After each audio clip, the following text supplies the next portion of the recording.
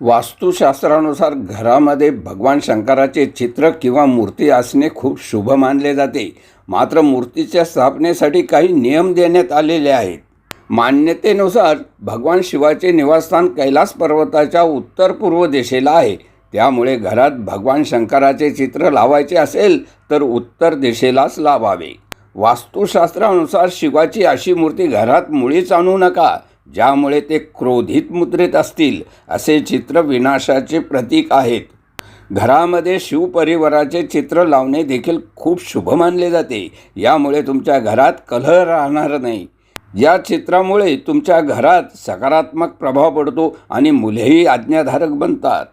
वास्तुशास्त्रानुसार तुम्ही भगवान शंकराची मूर्ती किंवा चित्र अशा ठिकाणी ठेवावे जिथे प्रत्येकजण त्यांना पाहू शकेल.